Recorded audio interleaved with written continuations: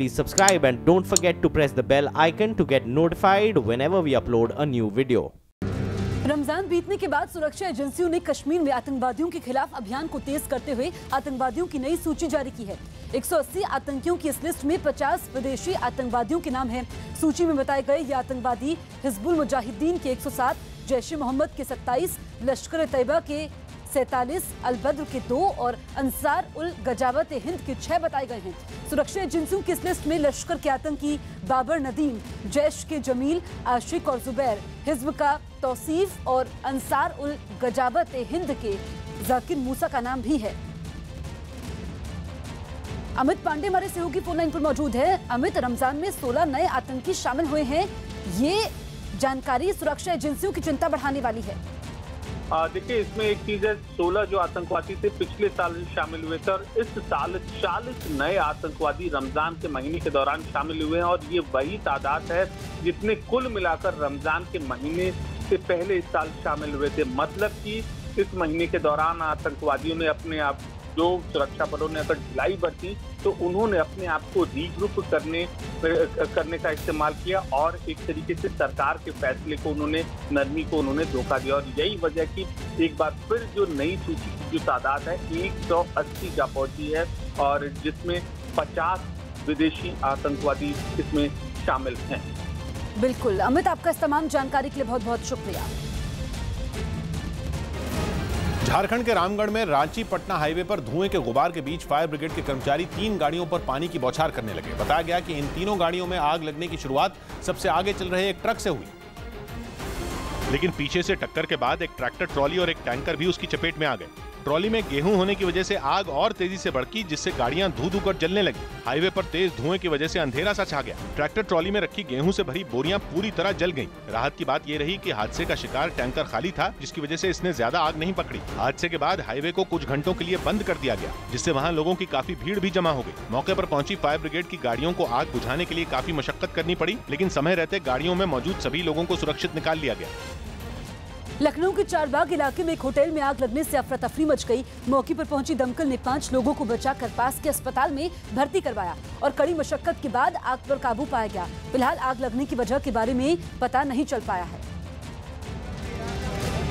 तो लखनऊ में एक होटल में आग लगी और राहत की बात यह है कि जो होटल में लोग फंसे हुए थे उनको बचा लिया गया है। बताया गया है कि 5 लोगों को बचा लिया गया है, लेकिन इस बीच लोगों की काफी भीड़ इकट्ठा हो गई। आग कैसे लगी इसका खुलासा नहीं हो पाया है।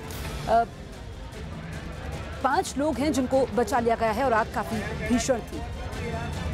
कड़ी मशक्कत के बाद आग पर काबू पा लिया। झाबुआ पहुंचे कांग्रेस नेता दिग्विजय सिंह का कार्यकर्ताओं ने जोरदार स्वागत किया, जिसके बाद मीडिया के सवालों का जवाब देते हुए दिग्विजय सिंह ने एक बार फिर आरएसएस पर हमला बोला और अपने पुराने बयान को दोहराते हुए उन्होंने आरएसएस कार्यकर्ताओं को आतंकवादी बता दिया। हालांकि इससे पहले दिग्विजय सिंह झाबुआ सर्किट हाउस पहुंचे, जहां उनका गर्मजोशी से स्वागत किया गया। हिंदू धर्म वाले आतंकवादी पकड़े गए हैं, सब संघ के कार्यकर्ता रहे। दिग्विजय सिंह के इस बयान पर आरएसएस विचारक राकेश सिन्हा ने कड़ी आपत्ति जताते हुए कांग्रेस पर तुष्टीकरण की राजनीति करने का आरोप लगा दिया। हिंदू आतंकवाद के नैरेटिव को पुनर्जीवित करने की कोशिश कर रहे हैं और कांग्रेस एक बार फिर अल्पसंख्यक तुष्टीकरण की नीति पर लौट रही है। हालांकि कांग्रेस के दूसरे नेता दिग्विजय सिंह के बयान पर खुलकर बोलने से बचते नजर आए, लेकिन आरएसएस पर सवाल खड़े करने से नहीं चुके। राजस्थान के अलवर में एक पुलिस वाला एक आदमी को उसकी कॉलर से पकड़कर थाने के अंदर ले जाने लगा। आरोप है कि नशे के आदी इस शख्स ने अपनी पत्नी के साथ हैवानियत की सारी हदें पार कर दी, जिससे परेशान होकर महिला ने अपने पति को खुद ही पुलिस के हवाले कर दिया। इस बीच महिला के परिजन भी मुश्किल वक्त में उसके साथ खड़े दिखे, जिसके बाद उस महिला ने भावुक होते हुए अपने पति पर मारपीट और बदसलूकी का आरोप लगा दिया। से मारा, मेरे को बहुत मारा, पिलास से मारा। पति से प्रताड़ित होने का दावा करने वाली महिला ने उस पर बच्चों के साथ भी मारपीट करने का आरोप लगा दिया। असम के होजाई में बाढ़ का पानी मकानों के अंदर घुस जाने से लोगों की मुश्किलें बढ़ गई। असम समेत पूर्वोत्तर के कई राज्यों में भारी बारिश की वजह से वहां के कई इलाके बाढ़ की चपेट में आ गए, जिसका सबसे ज्यादा असर असम के होजाई में देखने को मिला। वहां पानी रिहायशी इलाके के मकानों में घुस गया, जिससे एक मकान का नजारा किसी तालाब जैसा हो गया। करीब घुटने तक भरे पानी के बीच लोग बेड के ऊपर बैठकर जैसे तैसे गुजर बसर करने को मजबूर दिखे। पानी में घिरे लोगों का ये मंजर सिर्फ होजाई में ही नहीं दिखा, बल्कि असम के गोलाघाट, करीमगंज, हैलाकंडी और कछार समेत 7 जिलों में आई बाढ़ ने लाखों लोगों के लिए ऐसे ही मुश्किल हालात बना दिए। जबकि एक आंकड़े के मुताबिक असम समेत पूर्वोत्तर के दूसरे राज्यों में बाढ़ और उससे जुड़े हादसों की वजह से अब तक 25 लोगों की मौत की खबर है। इस बीच ब्रह्मपुत्र नदी का जलस्तर खतरे के निशान पर पहुंच गया, जिसकी वजह से गुवाहाटी के आसपास के हजारों गांव डूब गए। वहां लोगों को सुरक्षित जगह पर पहुंचाने के लिए प्रशासन को नावों का सहारा लेना पड़ा। जिस गति से बढ़ रहा है, ऐसे बढ़ने से 2-3 दिन का बाद में ये डेंजर लेवल आ जाएगा। वहीं मणिपुर का काकचिंग इलाका भी बारिश के बाद आई बाढ़ में पूरी तरह से डूब गया, जिसके बाद वहां सेना ने राहत और बचाव का काम शुरू किया और गाँव वालों की मदद से पानी के तेज बहाव के बीच बांस का एक पुल बनाया ताकि लोग सुरक्षित जगहों पर पहुंच सकें। वहीं त्रिपुरा में भी मूसलाधार बारिश और बाढ़ से भारी तबाही देखी गई। वहां सेना के हेलीकॉप्टर का इस्तेमाल कर खाने पीने की चीजें राहत कैंपों तक पहुंचाई गई। आईसीआईसीआई बैंक की सीईओ चंदा कोचर को उनके पद से हटाया गया। आईसीआईसीआई बैंक की सीईओ चंदा कोचर को उनके पद से हटाया गया। उनकी जगह बैंक के नए सीओओ संदीप बख्शी होंगे। बिहार में बढ़ते अपराध के मुद्दे को लेकर आरजेडी के कार्यकर्ताओं ने विरोध जाहिर करते हुए सीएम नीतीश का पुतला फूंका। महाराष्ट्र सरकार ने सिद्धिविनायक मंदिर के ट्रस्ट के चेयरमैन को राज्य मंत्री का दर्जा देने का ऐलान किया। यूपी के मुगलसराय में गाड़ी के बेकाबू होकर होटल के पार्किंग एरिया में खड़ी एक बाइक को टक्कर मारने पर वहां मौजूद लोगों ने हंगामा कर दिया। यूपी के शिकारपुर फायरिंग में मारे गए फौजी के शव को उनके परिजनों और गांव वालों ने थाने के सामने रखकर आरोपियों पर कार्रवाई की मांग में प्रदर्शन किया। पटना पुलिस ने 6 अपहरणकर्ताओं को गिरफ्तार किया, जिन्होंने पटना के व्यवसायी अनिल कुमार गुप्ता का अपहरण किया था। यूपी के डिप्टी सीएम ने शिक्षा के आला अधिकारियों के साथ बैठक की, जिसमें शिक्षा से जुड़े कई मुद्दों पर चर्चा हुई। महाराष्ट्र के थाने में एक पेड़ गिरने से 5 कारों को नुकसान पहुंचा। गनीमत रही कि घटना में कोई हताहत नहीं हुआ। यूपी के इलाहाबाद में सिपाही भर्ती परीक्षा में शामिल होने वाले अभ्यर्थियों ने बसों की छत पर बैठकर सफर किया। कांग्रेस नेता सलमान खुर्शीद ने अपने विरोधियों पर जर्मन राजदूत की पत्नी से मिलने की वजह से ट्रोल करने का आरोप लगाया है। मुंबई में एक कार्यक्रम में सलमान खुर्शीद ने कांग्रेस नेता संजय झा और सुधींद्र कुलकर्णी के साथ बातचीत के समय कहा कि देश की राजनीति में काफी बोरियत आ गई है, लेकिन आज के युवा कांग्रेस की तरफ आ रहे हैं।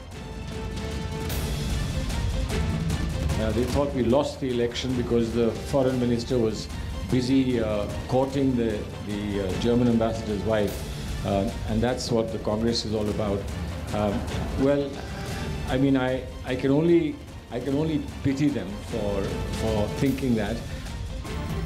ऑस्ट्रेलिया के कबूलशर के एक हाईवे पर एक गाड़ी तेजी से आई और रेड लाइट पर सिग्नल का इंतजार कर रही गाड़ियों पर लगभग उड़ते हुए चढ़ गई। इस हादसे का वीडियो रेड लाइट पर खड़ी एक कार के डैशबोर्ड पर लगे कैमरे में रिकॉर्ड हो गया, जो तब हुआ जब हाईवे की रेड लाइट पर खड़ी गाड़ियां अपनी बारी का इंतजार कर रही थी। तभी एक गाड़ी दाहिने कोने से तेजी से आई और सड़क के बीच बनी ग्रीन बेल्ट को भी पार करते हुए वहां खड़ी गाड़ियों पर चढ़ गई। वो वहीं झटका खाकर रुक गई। इसे अपने डैशबोर्ड पर लगे कैमरे से रिकॉर्ड करने वाली गाड़ी जब हादसे वाली जगह के पास पहुंची तो ड्राइवर 3 कारों पर चढ़ी गाड़ी को देखकर हैरान रह गया। तब तक बहुत से लोग वहां मदद के लिए पहुंच गए। थोड़ी देर में वहां पहुंचे राहत कर्मियों के दल ने मशीन की मदद से गाड़ी को बाकी गाड़ियों के ऊपर से हटाया। इस हादसे में 2 काली कार बुरी तरह से कुचल गई। हादसे में एक व्यक्ति भी गंभीर रूप से घायल हो गया। दिल्ली के बुराड़ी इलाके में कई लोगों की मौजूदगी में कुछ गोताखोरों ने यमुना नदी में डुबकी लगा दी। वहां भीषण गर्मी की वजह से नहाने के लिए नदी में उतरे 2 लड़के अचानक डूब गए, जिसकी सूचना मिलते ही मौके पर मौजूद गोताखोरों ने नदी में लड़कों को खोजने का अभियान छेड़ दिया। इस बीच नदी की धारा में गुम हो चुके विकास के परिजनों को जब इस हादसे की जानकारी मिली तो उसके परिवार में मातम पसर गया। घर की महिलाएं दहाड़े मारकर रोने लगी, जिस पर आसपास के लोगों ने परिवार की महिलाओं को दिलासा भी दिया। 4 लड़के गए थे। अच्छा, अब ये पता नहीं कहाँ पे गए, कहाँ पे डूबे, हमें तो पता नहीं। हमें तो अभी फोन आया जो पता लगा। इस बीच गोताखोरों की टीम ने आधे घंटे की कवायद के बाद दोनों लड़कों का शव बरामद कर लिया।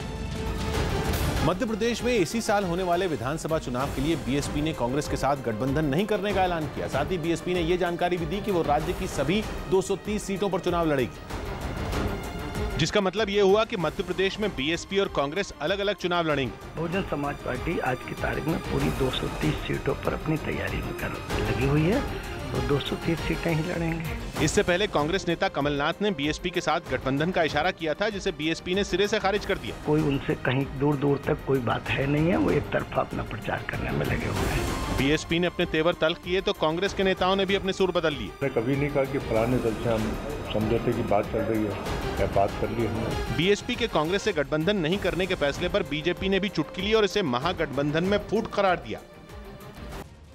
वीडियोकॉन को कर्ज के मामले की जांच पूरी होने तक आईसीआईसीआई बैंक ने अपने सीईओ और एमडी चंदा कोचर को छुट्टी पर भेज दिया है।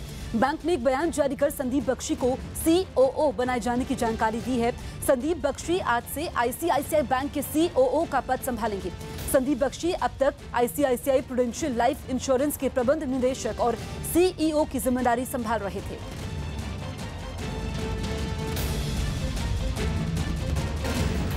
बिहार में रोहतास जिले के नासरीगंज में ईद के मौके पर कथित देश विरोधी गानों पर लोगों के झूमने का एक वीडियो सोशल मीडिया पर वायरल हो गया। इस वीडियो के हवाले से आरोप लगाया गया कि ईद के मौके पर कुछ लोगों ने पाकिस्तान के समर्थन वाले गाने बजाकर उन पर डांस किया। लेकिन यह मामला तब सामने आया जब कथित रूप से देश विरोधी गानों पर लोगों के झूमने का वीडियो सोशल मीडिया पर वायरल हो गया। इस वायरल वीडियो में कुछ लोग देश विरोधी गानों पर जश्न मनाते दिखे। इनमें कुछ बच्चे भी शामिल रहे जो पाकिस्तान का समर्थन करने वाले गानों पर डांस करते दिखे। सोशल मीडिया पर इस वीडियो के वायरल होने के बाद पुलिस भी हरकत में आई और 20 लोगों के खिलाफ मामला दर्ज कर लिया। करीब 15-20 उन पर प्राथमिकी दर्ज की गई थी, जिसमें 8 आरोपियों को गिरफ्तार किया गया। आरोपियों की गिरफ्तारी के बाद बिहार सरकार ने भी इस घटना पर चिंता जताई। देश के किसी भी कोने में देश विरोधी गतिविधियां हम बर्दाश्त नहीं करेंगे, किसी को बख्शा नहीं। वहीं आरजेडी ने इस घटना को चिंताजनक बताते हुए मामले की निष्पक्ष जांच कराने की मांग की। राजस्थान के प्रतापगढ़ में सैकड़ों लोगों ने थाने का घेराव कर दिया। लोगों ने पुलिस पर एक आदिवासी लड़की के रेप केस में कार्रवाई नहीं करने और अपने एक साथी को जबरन हिरासत में लेने का आरोप लगाया, जिसे छुड़ाने के लिए हाथों में डंडे लिए सैकड़ों की संख्या में लोगों ने थाने पर हमला कर दिया, जिसमें बच्चे भी शामिल थे। लोगों के हमले में थाने की खिड़की के शीशे टूट गए, जबकि थाने के अंदर रखे कंप्यूटर, कुर्सी और टेबल को भी नुकसान पहुंचा। इस बीच गुस्साए लोगों ने दुकानें भी बंद करवा दी। बेकाबू भीड़ पर काबू पाने के लिए पुलिस वालों ने भी मोर्चा संभाला और भीड़ को हटाने के लिए आंसू गैस के गोले दागे। लेकिन भीड़ में शामिल लोग पुलिस वालों पर पत्थरबाजी करते रहे। आखिर में मौके पर पहुंचे पुलिस अधिकारियों ने उचित कार्रवाई करने का आश्वासन देकर लोगों को शांत करवाया। मुंबई में अनुष्का शर्मा ने जिस लड़के को सड़क पर कचरा फेंकने के लिए खरी खोटी सुनाई, उस लड़के ने अनुष्का को फेसबुक पर पागल लिख दिया। अरहान नाम के इस लड़के के इस जवाब को अब तक 10,000 से ज्यादा लोग लाइक कर चुके हैं और केवल 1.5 दिन में 550 से ज्यादा लोग अरहान सिंह के फेसबुक स्टेटस को शेयर कर चुके हैं। अरहान का अनुष्का को यह जवाब विराट कोहली के ट्वीट किए एक वीडियो के जवाब में था। इस वीडियो में अनुष्का शर्मा सड़क पर कचरा फेंकने के लिए अरहान पर बरसती दिखी। अरहान ने सोशल मीडिया के जरिए ही जवाब दिया और लिखा कि मेरी इस पोस्ट से कुछ भी हासिल करने की मेरी कोई मंशा नहीं है। भयानक। मान लिया कि मैंने लापरवाही से 1 वर्ग मिलीमीटर प्लास्टिक कचरा ड्राइविंग करते हुए फेंक दिया। करीब से गुजर रही एक कार की खिड़की का शीशा नीचे सरकाया गया और हल्ला करती हुई चिल्लाती हुई अनुष्का शर्मा दिखाई दी, बिल्कुल एक सड़क छाप पागल की तरह। अरहान ने अनुष्का को पागल ही नहीं कहा बल्कि उन पर बदतमीज होने का आरोप भी लगाया। हालांकि अरहान ने सड़क पर कचरा फेंकने के लिए माफी भी मांगी और फेसबुक पर लिखा कि मैं अपनी लापरवाही के लिए माफी मांगता हूं, लेकिन श्रीमती अनुष्का शर्मा कोहली, अगर आप अपनी बातचीत में थोड़ी सी शिष्टता और नरमी दिखाती तो आप छोटी स्टार नहीं हो जाती। जो कूड़ा गलती से मेरी लग्जरी कार की खिड़की से बाहर चला गया वो आपके मुंह से निकले कचरे से काफी कम था। इससे पहले इंस्टाग्राम पर अरहान की मां ने भी विराट कोहली और अनुष्का शर्मा की खूब खिंचाई की। अरहान की मां ने विराट और अनुष्का पर सस्ती पब्लिसिटी पाने के लिए उनके बेटे की छवि बिगाड़ने का आरोप लगाया। अरहान खुद एक एंटरटेनमेंट कंपनी चलाते हैं और उनकी मां गीतांजलि एक न्यूमरोलॉजिस्ट यानी अंक ज्योतिषी हैं। गीतांजलि की लिखी किताब गॉड स्पोकन नंबर्स बेहद लोकप्रिय है। लेकिन अरहान और उनकी मां के हमलों के बाद न तो विराट कोहली का कोई जवाब आया, न ही अनुष्का शर्मा ने ही कुछ कहा। जबकि विवाद की शुरुआत जिस वीडियो से हुई थी वो खुद विराट कोहली ने ही अपने ट्विटर हैंडल से सोशल मीडिया पर डाला था। दावा किया जा रहा है कि जिस वक्त ये घटना हुई गाड़ी में अनुष्का शर्मा के साथ विराट कोहली मौजूद थे और ये वीडियो खुद विराट ने ही शूट किया। केवल 17 सेकंड के वीडियो में पहले अनुष्का की कार एक कार से थोड़ा आगे पहुंचती दिखी। अनुष्का ने हाथ के इशारे से गाड़ी को अपने करीब बुलाया और फिर गाड़ी में सवार लड़कों को डांटना शुरू कर दिया। Why are you throwing garbage on the road? हालांकि वीडियो में न लड़के कूड़ा फेंकते दिखाई दिए न ही कूड़ा दिखाई दिया। यूपी पुलिस भर्ती परीक्षा में 2 छात्रों को एक ही रोल नंबर मिलने के बाद पुलिस ने फैजाबाद के एक होटल से 5 लड़कों को हिरासत में ले लिया। इसके साथ ही पुलिस ने शहर के स्कूलों में जाकर छात्रों से पूछताछ भी की।